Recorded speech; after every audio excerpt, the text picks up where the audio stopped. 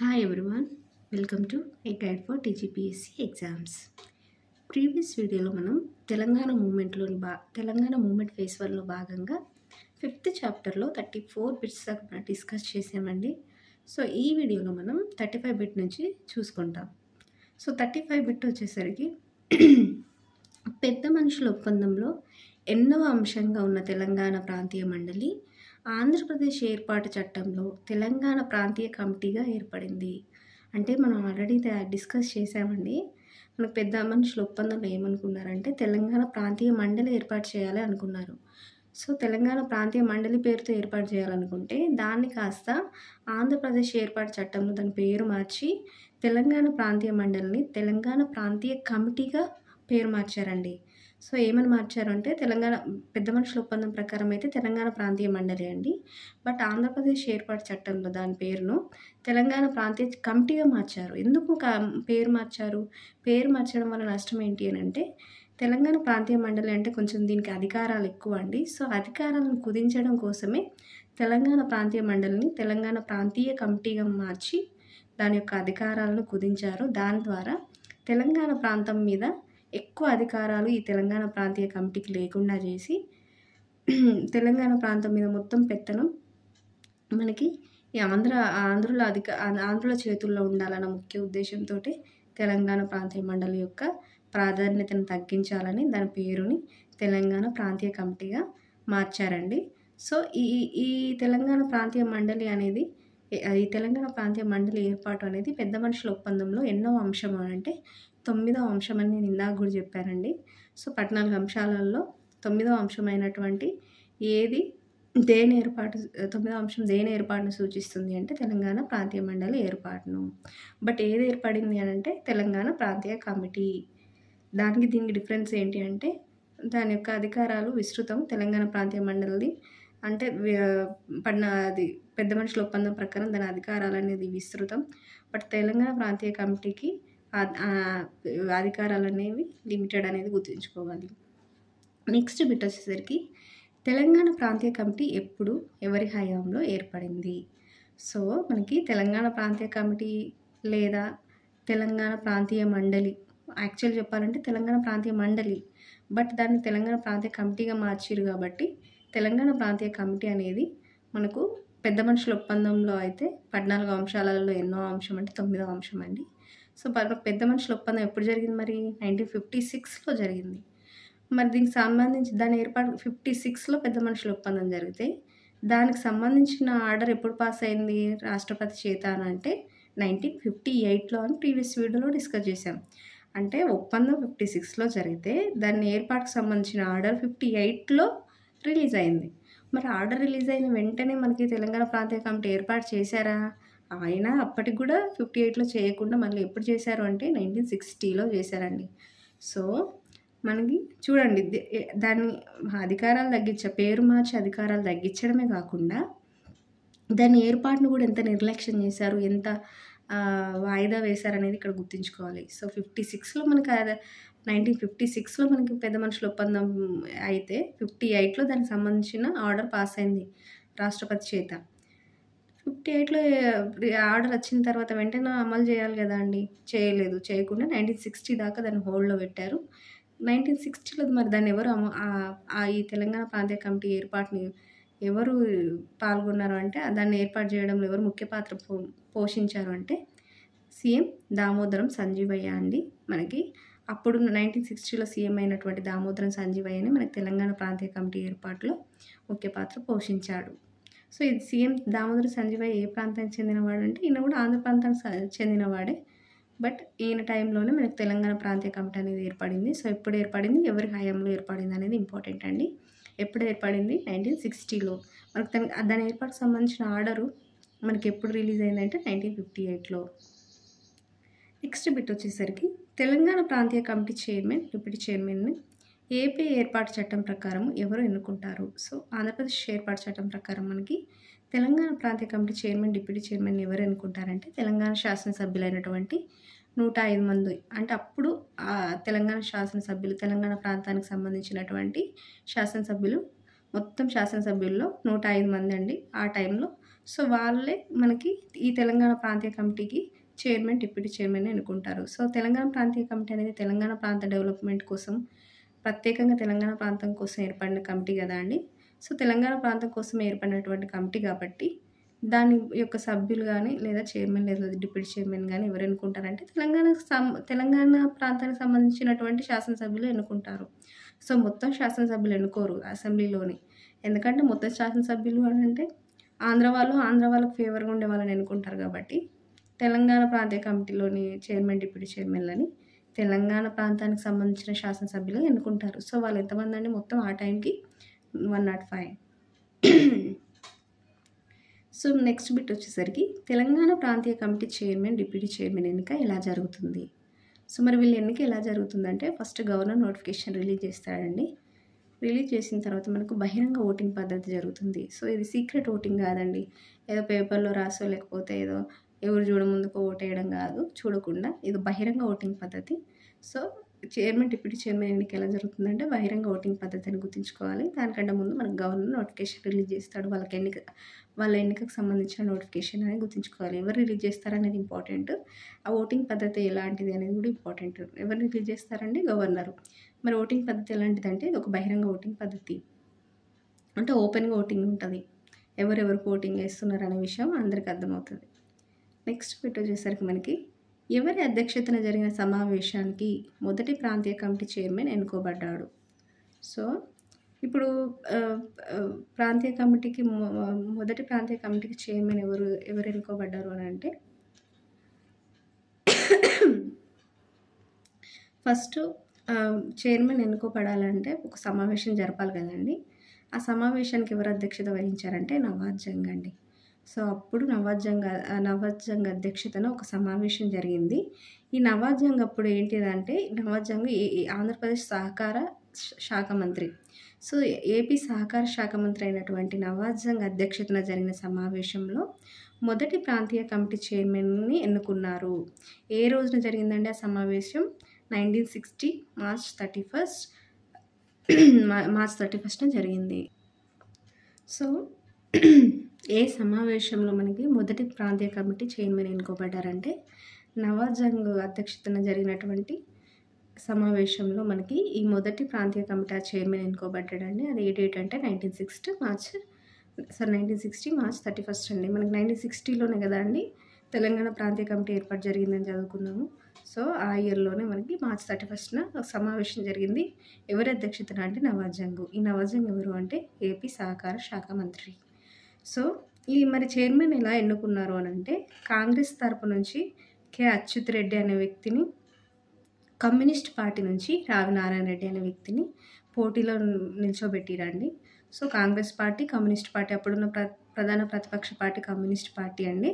So ఆ టైంలో Congress party నుంచి కె అచ్యుత్ రెడ్డిని, కమ్యూనిస్ట్ పార్టీ నుంచి రావి నారాయణ రెడ్డిని అభ్యర్థులుగా నిర్ణయించారు. మరి కె అచ్యుత్ రెడ్డిని ఎవరు బలపరిచారు అంటే కాంగ్రెస్ పార్టీ నుంచి కె అచ్యుత్ రెడ్డిని ఎవరు సపోర్ట్ చేశారు అంటే నూకల రామచంద్రారెడ్డి ప్రతిపాదించాడండి. దీన్ని ఎవరు బలపరిచారు అంటే కొండ లక్ష్మణ్ బాపూజీ, కేవీ రంగారెడ్డి. సో వీళ్ళిద్దరు మనకి కాంగ్రెస్ పార్టీ తరఫున కె అచ్యుత్ రెడ్డిని బలపరిచారు. మరి రావి నారాయణ రెడ్డిని ఎవరు ప్రతిపాదించారంటే కృష్ణమాచారి అండి. ఎవరు బలపరిచారు? కేఎల్ నరసింహారావు. సో వీళ్ళిద్దరిలో మరి ఎవరు గెలిచారు, ఎవరు ఓడిపోయారంటే అచ్యుత్ రెడ్డి మనకి 63 ఓట్లతో గెలిచాడండి. రావినారాయణ రెడ్డి 22 ఓట్లతో ఓడిపోయాడు. సో మొత్తం ఎన్ని ఓట్ల ఆధిక్యంతో అచ్యుత్ రెడ్డి చైర్మన్గా గెలిచాడు మొదటి ప్రాంతీయ కమిటీకి అంటే 41 ఓట్ల ఆధిక్యంతో అండి. ఇంకొకటి ఏంటంటే కాంగ్రెస్ తరపున అభ్యర్థిగా నిల్చోవడం కోసం ఇంటర్నల్ ఓటింగ్ జరిగిందండి. అంటే కాంగ్రెస్ తరపున ఇద్దరు అనుకున్నారు, ఒకరు బివి గురుమూర్తి ప్లస్ అచ్యుత్ రెడ్డి. ఇద్దరు అభ్యర్థులు కాంగ్రెస్ నుంచి పోటీ చేయడానికి ఉండదు కదండి, ఎవరో ఒకరు మాత్రమే పోటీ చేయాలి పార్టీ నుంచి.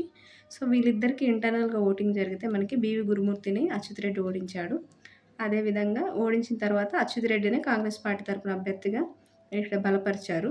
బలపరిచిన తర్వాత అచ్యుత్ రెడ్డికి కాంగ్రెస్ పార్టీ నుంచి అచ్యుత్ రెడ్డికి, కమ్యూనిస్ట్ పార్టీ నుంచి రావినారాయణ రెడ్డికి మధ్య పోటీ జరిగితే 41 ఓట్ల ఆధిక్యంతో మళ్ళీ అచ్యుత్ రెడ్డినే కాంగ్రెస్ పార్టీ తరపు నుండి మనకి మొదటి ప్రాంతీయ కమిటీ చైర్మన్గా ఎన్నుకోబడ్డాడు అనేది గుర్తుంచుకోవాలి.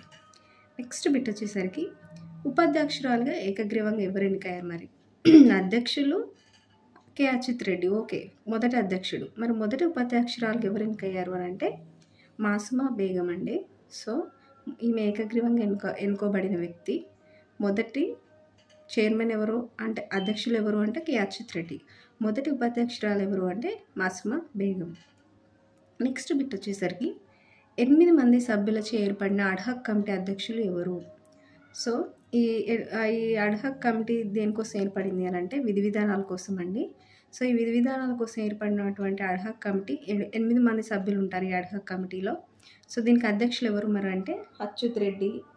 సో విధి విధానాల కోసం ఏర్పడినటువంటి ఈ అడ్హక్ కమిటీకి అధ్యక్షులు ఎవరు అని అంటే అచ్యుత్ రెడ్డి. దాంట్లో ఎంతమంది సభ్యులు అంటే మొత్తం 8 మంది సభ్యులండి. సో ఇది దేని విధి విధానాల కోసం అంటే తెలంగాణ ప్రాంతీయ కమిటీ మరియు దాని ఉప కమిటీ కార్యక్రమాల విధి విధానాల కోసం నియమ నిబంధనలు రూపొందించేందుకోసం ఏర్పడిన కమిటీ ఇది. మరి ప్రాంతీయ కమిటీకి సంబంధించిన విధి విధానాలు ఎలా ఉండాలనేది ఎలా ఉండాలి అని చెప్పి డిస్కస్ చేయడం కోసం ఒక కమిటీ ఉండాలి కదా అండి. సో ఆ కమిటీ, ఆ అడ్హక్ కమిటీలో 8 మంది సభ్యులు. దాని అధ్యక్షులు ఎవరు అంటే అచ్యుత్ రెడ్డి. నెక్స్ట్ బిట్ వచ్చేసరికి 2 సబ్ కమిటీల కోసం తీర్మానం ఎవరు చేశారంటే మాడపాటి హనుమంతరావు అండి. మనకి 2 సబ్ కమిటీలు ఏర్పాటు చేయాలి అని చెప్పి ఈయన తీర్మానం చేశారు. ఎవరు తీర్మానం చేశారంటే మాడపాటి హనుమంతరావు. నెక్స్ట్ బిట్ వచ్చేసరికి ప్రాథమిక మాధ్యమిక ఉన్నత పాఠశాలల సబ్ కమిటీ అధ్యక్షులు ఎవరు? సో ప్రాథమిక మాధ్యమిక ఉన్నత పాఠశాలల ప్రాథమిక మాధ్యమిక ఉన్నత పాఠశాలల సబ్ కమిటీకి ఒక అధ్యక్షుడు ఎవరు అంటే అచ్యుత్ రెడ్డి అండి. సో అచ్యుత్ రెడ్డి ఏ కమిటీలకు అధ్యక్షులుగా ఉన్నారనేది గుర్తుంచుకోవాలి.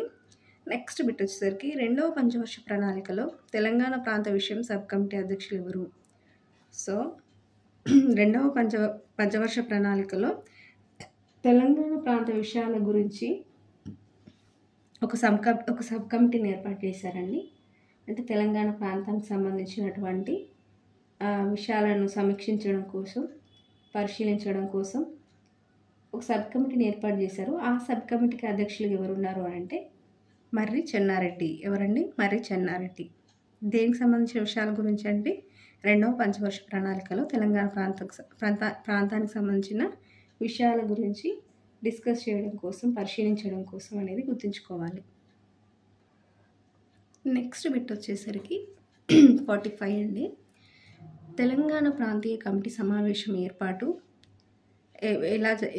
జరగాలంటే కోరం ఎంత ఉండాలి, ఎవరి అధ్యక్షతన జరగాలి అని ఎవరి అధ్యక్షతన జరుగుతుంది అని అంటే మనకి తెలంగాణ ప్రాంతీయ కమిటీ సమావేశం ఏర్పాటు అనేది మనకి చైర్మన్ అధ్యక్షతన జరుగుతుందనండి. ఎవరి అధ్యక్షతన జరుగుతుంది అని అంటే ఈ తెలంగాణ ప్రాంతీయ కమిటీ సమావేశాలను చైర్మన్ ఏర్పాటు చేస్తాడు. కోరం ఎంత ఉండాలి మరి ఈ సమావేశం ఏర్పాటు చేయడానికి అని అంటే 1/3 సభ్యులను కోరంగా పరిగణిస్తారండి. అంటే ఫర్ ఎగ్జాంపుల్ ఒక 30 మంది ఉన్నారనుకోండి సభ్యులు, 30 మంది సభ్యులు ఉంటేనే అక్కడ సమావేశం జరగాల్సిన అవసరం లేదు. అంటే 30 మందికి ఆల్ టైం వీలు కాదు కదా అండి. అందులో ఒకరో ఇద్దరు సిక్ అవుతారు, కొంతమంది అవుట్ ఆఫ్ స్టేషన్ ఉంటారు, కొంతమంది రాలేని సిచ్యువేషన్స్లో ఉంటారు. సో అందరూ ఉంటేనే సమావేశం జరగాలని ఉండదు. కాబట్టి మినిమం ఇంతమంది ఉండాలి. మినిమం ఇంతమంది ఉంటేనే సమావేశం జరగవచ్చు. అంటే మినిమం ఇంతమంది ఉంటే మన సమావేశం ఏర్పాటు చేయవచ్చు అనేది కోరం. సో ఆ కోరం ఎంతమంది ఉండాలంటే 1/3 సభ్యులు అండి. అంటే మొత్తం సభ్యుల్లో 1/వ వంతు, సరే 3 వంతు సభ్యుల్లో 1/వ వంతు సభ్యులు ఉంటే సరిపోతుంది మనకు సమావేశం ఏర్పాటు చేయాలంటే తెలంగాణ ప్రాంతీయ కమిటీకి. ఫర్ ఎగ్జాంపుల్ మీకు ఈజీగా అర్థం అవ్వాలంటే 30 మంది సభ్యులు ఉన్నారండి. 30 మంది సభ్యులు మూడు పార్ట్స్గా తీసుకుంటే 10 కదా అండి. సో 1/3 అని అంటే మనకు 3 వంతుల్లో 1 వంతు ఎంత అండి? 10 మంది కదా. సో 30 మంది సభ్యులు ఇక్కడ ప్రజెంట్ అవ్వనవసరం లేదు.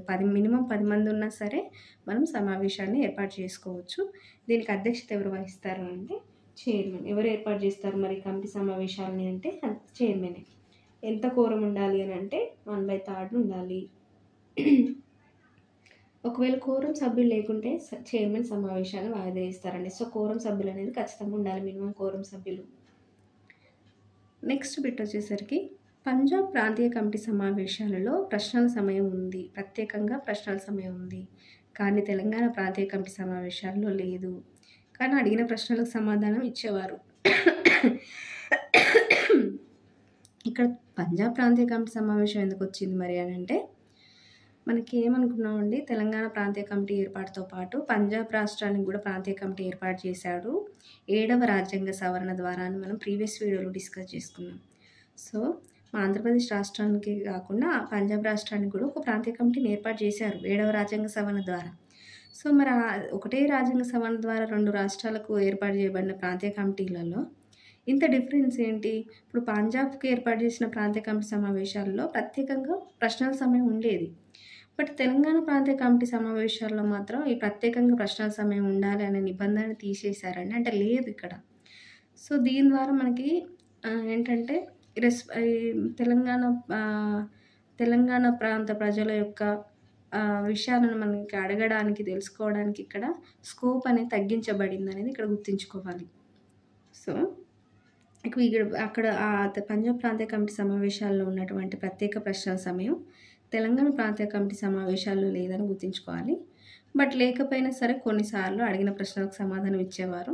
వాళ్ళు ఇష్టం అని ఇచ్చేవారు, లేకపోతే లేదు. బట్ పంజాబ్ ప్రాంతీయ కమిటీ సమావేశాల్లో ఉన్నట్లుగా మనకి తెలంగాణ ప్రాంతీయ కమిటీ సమావేశాల్లో ప్రత్యేకంగా ప్రశ్నల సమయం లేదని గుర్తుంచుకోవాలి.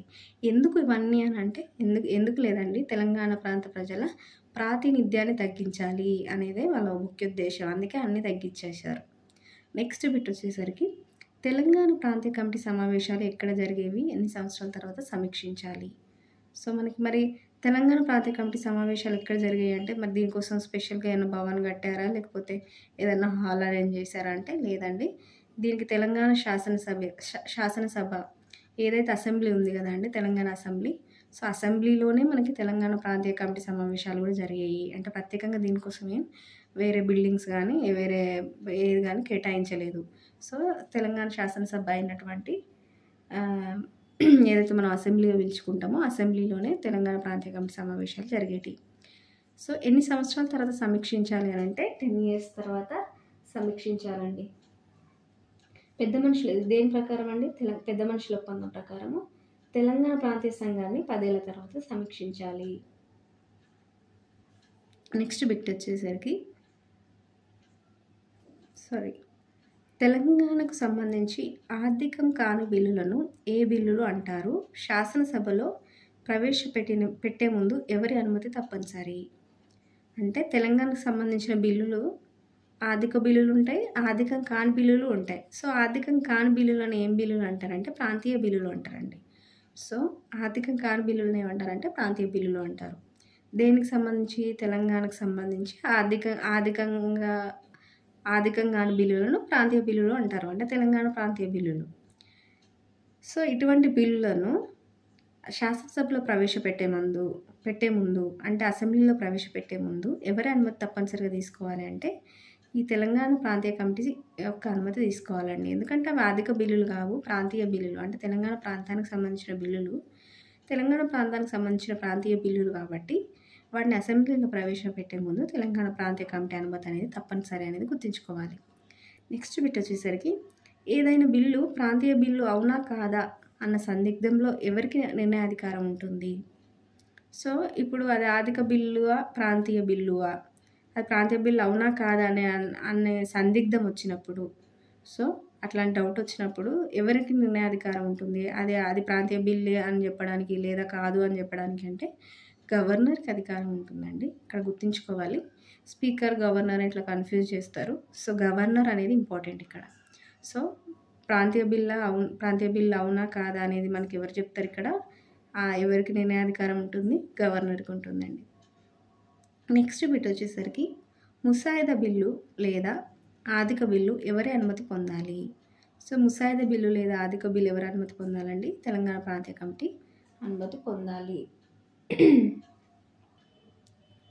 సో ముసాయిదా బిల్లు లేదా ఆర్థిక బిల్లు ఎవరు అనుమతి పొందాలని అంటే తెలంగాణ ప్రాంతీయ కమిటీ అండి.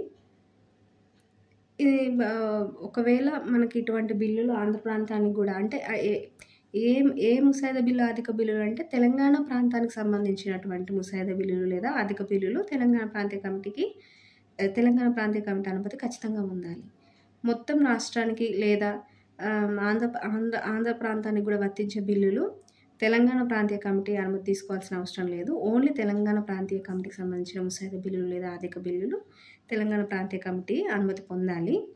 ఒకవేళ అది ఆర్థిక బిల్లు కానటువంటి బిల్లులు ఏవైతే ప్రాంతీయ బిల్లులుగా పేర్కొంటామో ప్రాంతీయ బిల్లులు అయితే ఖచ్చితంగా తెలంగాణ ప్రాంతీయ కమిటీ అనుమతి పొందాలి. ఏ ప్రాంతీయ కమిటీ బిల్లులు అండి? తెలంగాణ ప్రాంతానికి సంబంధించిన ప్రాంతీయ బిల్లులు. సో మొత్తం స్టేట్కి కానీ లేకపోతే ఆంధ్ర ప్రాంతానికి కూడా వర్తించే బిల్లులు దీని పరిధిలోకి రావు. ఓన్లీ తెలంగాణ ప్రాంతానికి సంబంధించిన ప్రాంతీయ బిల్లులు మాత్రమే దీని పరిధిలోకి వస్తాయి. నెక్స్ట్ బిట్ వచ్చేసరికి మనకి ఏవేవి బిల్లులు తెలంగాణ ప్రాంతీయ కమిటీ ఆధీనంలోకి రావు అంటే అదే అండి ఇప్పటిదాకా మనం డిస్కస్ చేసిందే. ఒకటి తెలంగాణ ప్రాంతానికి సంబంధించిన చట్టము ఆంధ్ర ప్రాంతానికి కూడా వర్తింపజేసే బిల్లు. సో తెలంగాణ ప్రాంతంలో ఉన్నటువంటి చట్టము ఆంధ్ర ప్రాంతానికి కూడా వర్తింపజేస్తే అది ప్రాంతీయ కమిటీ అనుమతి తీసుకొని అవసరం లేదు, దాని ఆధీనంలోకి రాదు. ఎందుకంటే అది ఆంధ్ర ప్రాంతానికి వర్తింపజేస్తున్నాం కాబట్టి. నెక్స్ట్ వచ్చేసరికి అన్ని ద్రవ్య బిల్లులు కూడా ప్రాంతీయ కమిటీ పరిధిలోకి రావు. సో కొన్ని ఏదైతే తెలంగాణ ప్రాంతానికి సంబంధించిన ద్రవ్య బిల్లులు ఉంటాయో కొన్ని మాత్రమే ప్రాంతీయ కమిటీ పరిధిలోకి వస్తాయి. అన్ని ద్రవ్య బిల్లులు రావు అనేది ఇక్కడ గుర్తుంచుకోవాలి. నెక్స్ట్ బిట్ వచ్చేసరికి బిల్లులను సమీక్షించి చర్చించడానికి ఎన్ని రకాల ఉపసంఘాలు ఏర్పాటు చేశారు? సో ఈ బిల్లులను సమీక్షించి చర్చించడానికి 2 రకాల ఉపసంఘాలను ఏర్పాటు చేశారండి. మొత్తం ఎన్ని రకాలు? 2 రకాలు. ఒకటి స్థాయి సంఘాలు, 2 తాత్కాలిక ఉపసంఘాలు. ఈ 2 ఉపసంఘాలండి ఇవి. ఇవి ఎన్ని రకాలు అంటే ఇవి 2 రకాలు. ఒకటి స్థాయి సంఘాలు, 2 తాత్కాలిక ఉపసంఘాలు. నెక్స్ట్ బిట్ వచ్చేసరికి ఎన్ని స్థాయి సంఘాలు ఏర్పాటు చేశారు, అవి ఏంటి? సో స్థాయి సంఘాలు ఇవి 2 ఉపసంఘాలండి బిల్లులను సమీక్షించి చర్చించడానికి. ఏంటి? స్థాయి సంఘాలు ప్లస్ తాత్కాలిక ఉపసంఘాలు అనేటివి. స్థాయి సంఘాలు మరి ఎన్ని ఏర్పాటు చేశారు అని అంటే మొత్తం 3 ఏర్పాటు చేశారండి. 3లో ఒకటి స్థానిక పరిపాలన ప్రజారోగ్యం గురించి ఒక స్థాయి సంఘం చూసుకుంటుంది. 2వ స్థాయి సంఘం విద్యా విషయాలను చూసుకుంటుంది. 3వ స్థాయి సంఘం అభివృద్ధి విషయాలను చూసుకుంటుంది. సో స్థాయి సంఘాలు మొత్తం ఎన్ని ఏర్పాటు చేశారండి? 3 ఏర్పాటు చేశారు. సో ఆ 3 ఏ టాపిక్స్ని ఏ విషయాలను చూసుకుంటాయి అనేది కూడా ఇంపార్టెంట్ కాబట్టి మొత్తం 3 సంఘాలు 3 అంశాలను చూసుకుంటాయి. ఈ 3 అంశాలు ఏంటి అనేది గుర్తుంచుకోవాలి. నెక్స్ట్ బిట్ వచ్చేసరికి తాత్కాలిక ఉపసంఘాలు ఎలా ఏర్పడేవి అంటే ఇక్కడ మన స్థాయి సంఘాలు తాత్కాలిక ఉపసంఘాలు ఈ 2 బిల్లులను సమీక్షించి చర్చించడానికి ఏర్పాటు చేయబడిన సంఘాలు అన్నాం కదండి. స్థాయి సంఘాలు అయితే మనకి 3 ఏర్పాటు చేశారని చదువుకున్నాము. మరి తాత్కాలిక ఉపసంఘాలు తాత్కాలికంగా ఏర్పడేటివి కాబట్టి వీటికి ఫిక్స్డ్గా ఇంతే నెంబర్ అని ఏమి ఉండదు. ఇన్నే ఏర్పాటు చేయాలి ఇలా అని. అంటే అవి తాత్కాలికంగా ఒక విషయం మీద ఏర్పడేటి అండి. సో ఆ విషయం అయిపోయిన తర్వాత ఆ సంఘాలు కూడా ఆ సంఘాల యొక్క టైం పీరియడ్ కూడా అయిపోతుంది. ఆ సంఘాలు కూడా తొలగించబడతాయి. సో తాత్కాలికమైనవే కాబట్టి వాటిని మనకు ఫిక్స్డ్ నెంబర్ ఉండేది ఏమి ఫిక్స్డ్ నెంబర్ ఉండవు. మరి ఎలా ఏర్పడతాయి అని అంటే తాత్కాలికంగా ఏదైనా విషయం పైన చర్చ జరగడానికి అంటే ఏదైనా బిల్లుకు సంబంధించిన విషయాలను సమీక్షించడానికి చర్చించడానికి తాత్కాలికంగా ఏర్పడతాయి అనేది గుర్తుంచుకోవాలి.